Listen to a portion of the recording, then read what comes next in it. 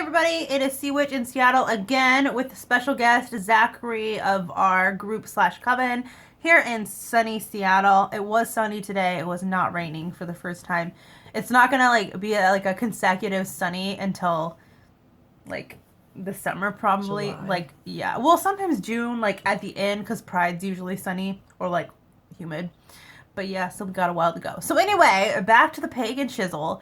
We are gonna do a video. This is the third video in the pagan YouTube channel challenge, which you can actually find on Facebook if you look up YouTube pagan group. I think there's like a little potted plant. Anyway, so that's the one that you want to go to. But there's this whole list of awesome topics, and a lot of people are getting involved and getting people talking, and it's really exciting because everyone has these different stories and stuff, so it's awesome. But anyway, so I invited Zach to talk about this because, yeah, we do a lot of altars together, and then also we don't really start an altar at home without consulting the other about positioning and stuff. Here, get in here, you little. Come here, you little cutie, you little silly. Okay. So that's what's happening today. So we're gonna talk about altars and private altars. So, as I mentioned in my last video, I am since I had a misfortunate event happen, I am back in Dadgum Diddly area in this valley area in Washington State. People are gonna think that's where you live. They're gonna think that's the name of the town. That's okay. But I just don't know if they want to find me right now. I don't want to be hunted down by some uber religious fanatic who's I hate witches. This isn't gonna happen right now. I don't want to deal with that right now. So it's just gonna be a mysterious town in the valley. Yeah. But anyway, so I'm there. So I personally do not have a permanent altar set up right now. I have a TV, and then I have a dresser. And it has crystals on it and some candles and feathers and then some shells. And that's really all I've got going right now. Normally I have a freaking awesome altar setup, which I guess I should have had this ready for you. Whatever, I'll find it later. I'll find it at the end and show you. But anyway, usually I have a meticulously set up altar space, even if there's not an idol on it. I mean, it usually looks pretty legitimate, I would say. Yeah, so that's about it for personal altars that I have a TV tray that I cover with a black cloth and then put my my temporary altar stuff up. So it is very ever changing. Big holiday events I celebrate here with my entire group. And if they don't show up, sometimes it's just us, but that's chill. So we do that together. So we set a new altar up together. A freaking awesome, depending on the season. So I'm just going to show you a few of our little altars. I'm going to probably superimpose pictures on here later, but for now, we got, here's a Samhain. Yeah, I know. This is great. You're looking at my phone. Yep, it's delightful. Here's Yule. There's sprigs of holly and evergreen. Here's a delightful I'm so sorry, you guys, but this is how it's gonna be right now. here's a cauldron. There we go. Before Zach got a way better cauldron, so we're just not even using mine. Plus mine I was doing something with water and it melted some of the stuff off. Rusted. Yeah, it rusted my whole thing, so now I gotta get a new one. But this is my first cauldron, so I'm trying. I'm just experimenting. But anyway, here's I think this is a Beltane. I'm pretty sure that was Beltane. That was so pretty. It was really pretty. But anyway, yeah. And then here's just a basic, sorry about the setup, by the way, my phone. Whatever, fuck it. You get the damn drift. So when we get together, why don't you explain how the altar process goes? First, I should say usually we're planning our ritual really late, a few days before. The day before. We're scrambling. Yeah. We're not gonna lie about it. Yeah. Usually we get seasonally appropriate greenery, flowers or leaves, twigs. We put our own crystals that we have to charge or bless. We have certain ritual items. We have like divinatory tools. All of our shit before it hits the altar is like consecrated or charged at the, unless it's like a brand new incense. I don't know if we really charge incense. I kind of don't. No. But we don't really do that. But like candles, I charge my candles. Crystals are fucking charged. Blood, like anointed sometimes with like Yeah. oils. Do you want to show one of your favorite crystals that you just got just to like show it because you love it so much? Oh, yeah. See, he's like, absolutely. So I'm going to show you some of mine, like, while he's doing that we put. There's a crystal topic, which obviously we're going to be showing a lot more crystals, but I'm just going to show a little bit. So my great-grandpa, I knew him, like, but, like, he died kind of when I was, like, 15, I want to say, like, my great-grandpa. He was pretty awesome, and so he was, like, this, like, Swedish dude who would, like, mine in like Washington State, like in the mountains. He was like, he believed in like Sasquatches and stuff, which I personally don't, but whatever, you know, if you do. Careful. Shit. Okay. So here is a piece of jasper. It's a raw stone, so there's like there's stone in there. It's like a jasper, like a rough jasper. And honestly, like I really love polished jasper, but when I touched this, I felt the most. Are you going to show those candles, please, for the love of God? No, we need to tell the stories. It needs to happen. It will show that too, but yeah. Anyway, but when I touched it, it was like instant balance. It was like the most amazing thing. Obviously, to empower anything, I got my crystal point. It's just a little point, but I fell in love with it. And I really go for crystals that have, like, a thumb area to, like, put your thumb to, like, you know. I don't know, I really love that. I carry this, like, onyx everywhere for protection. Like, I don't give a shit. I'm going to carry that around. Oh, I see, brought some sexy ones out. And then I just got this Apache's tear. I'm going to actually try to make this work. I'm going to try. Okay, let's see if I can get it to the camera. I will not. Okay, it's not going to work. But anyway, what's cool about Apache's tears are that they are completely see-through. We've kind of tangented off of altars, but like this is important. This goes on our altars. We pick seasonal crystals or crystals that have to do with our either ritual, like holiday or ritual. Yeah. Okay, I'm just gonna go fast. So you don't have to. Woo! Party foul. That was my coffee from the last video. We're consecutively catching up here. But okay, why don't you share? A couple. One of my favorites is my honey calcite. It's very good for like positive, happy, joyful energy. It's so good. It's like butter. We love it. Wonderful.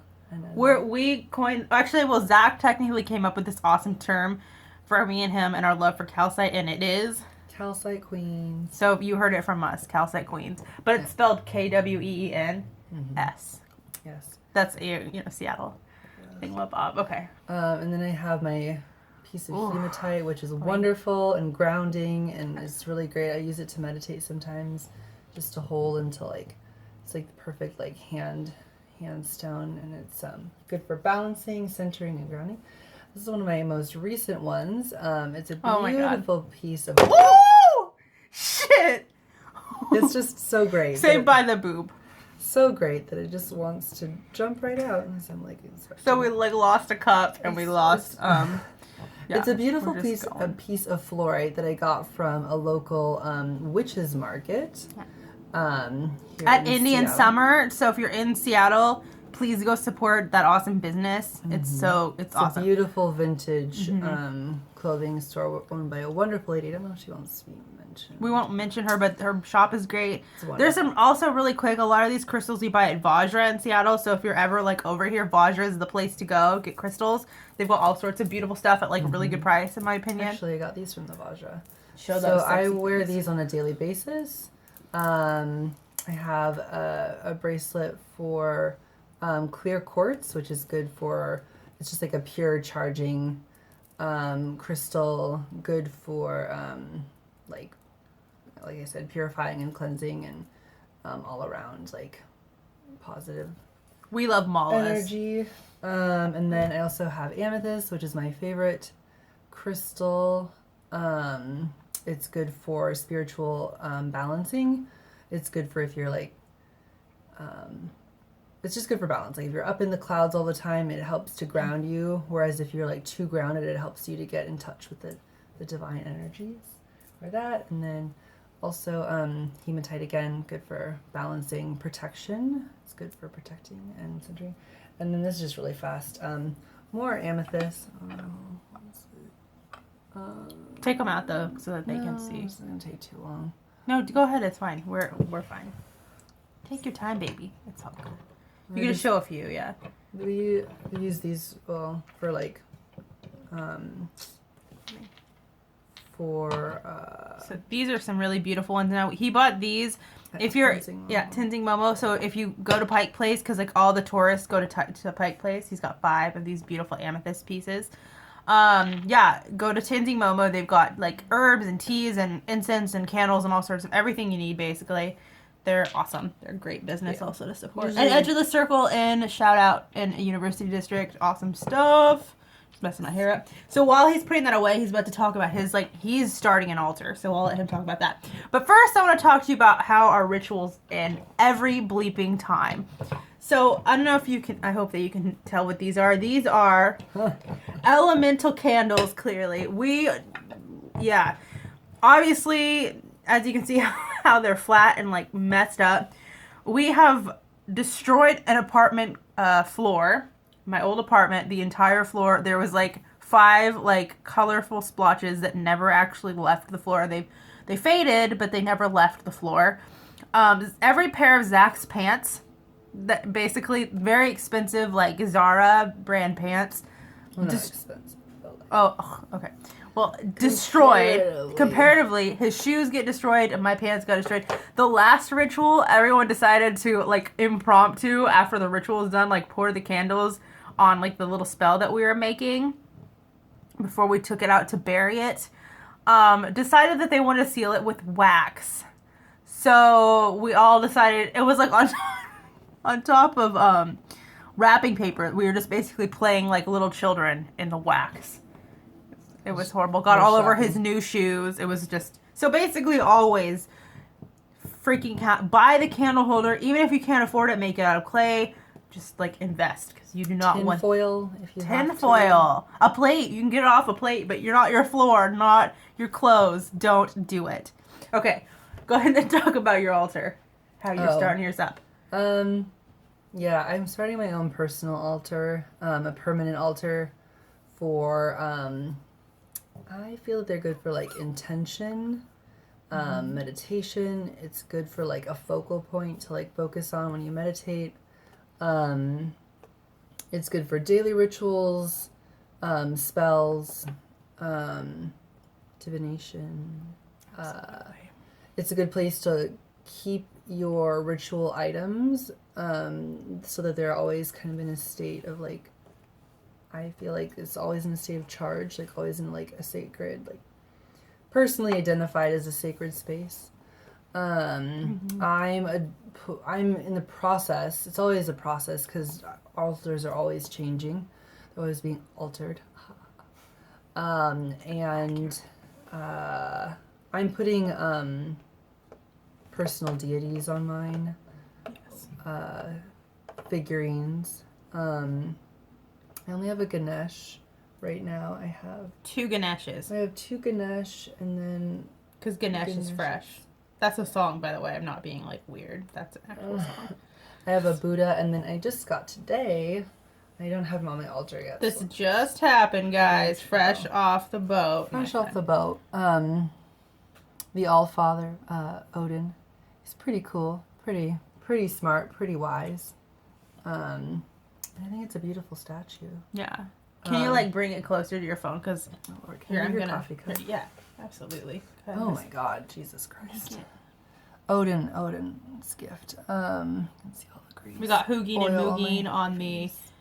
That's actually cloth, but here's Moonin. Yeah. Hugin and Moonin, and then his 2 wolves, whose names. And this one's the best one because the eye patch, the other of this brand, which is, where's the box at? I don't remember. Whatever. Something Collections.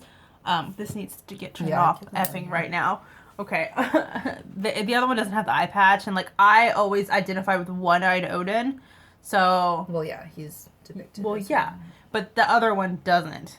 And that's offensive. Yeah. But anyway, and you have a Buddha. I and do. I crystals have a Buddha. everywhere. Yeah, and my altar has like pieces from like all my friends, like either gifts or True. things that I were love that. together, like crystals. I have my feather on there for saging and smoke cleansing from you, and then Apache's I have here Apache's tear at the foot of my Ganesh, and then I have for obstacles. my beautiful Do you want to show your Ganesh to the not the big YouTubes? one. Okay. All right. Maybe another time. When we talk about patrons and matrons, maybe. What What's else? the shell that you got me? Oh, an abalone. Abalone shell. It's beautiful. Yeah. It's pretty And they have sexy. crystals from friends and stuff. All the things. Yeah.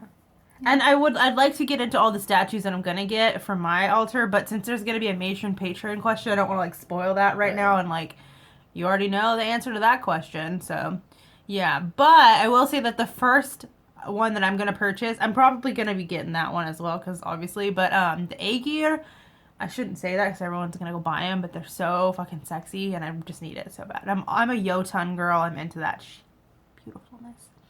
But anyway, so I think that pretty much covers it. We mostly create a new altar for every holiday, depending on what the holiday is. It's very seasonal, so just to wrap up. So that's basically how we roll.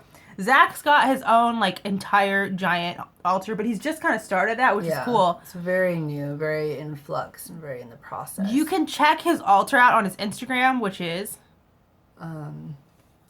he doesn't you can just fucking remember what it is. ZACH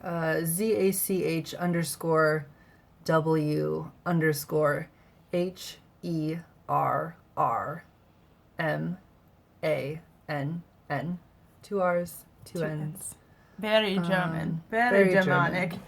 But yeah. And that's where I have my So Instagram. check Like out his everything. altar. Yeah, go like it. We're all over it. But like his altar's really like nice and well placed. You can also look at them on my Tumblr as well, true. which is anaspiringcouturier. Yeah. CANASPIRINGCOUTURIER. I'm probably gonna annotate that so people can just click, or I'll leave the link down in the thingamabob, so that'll make it easier. I'll actually just let you type it out so you know better. Yeah, and you can also scroll down. If you scroll down far enough, you'll find some of our really cool altars, like the ones I tried to show you. I'm gonna try to like put them on there after I upload this, whenever I get around to it. But you can go check them out. So I think that's all we got to say on this topic. So we will see you in the next video, and mwah! Peace on the streets, son. Just kidding. That's from another YouTuber. PvP, son. Bye.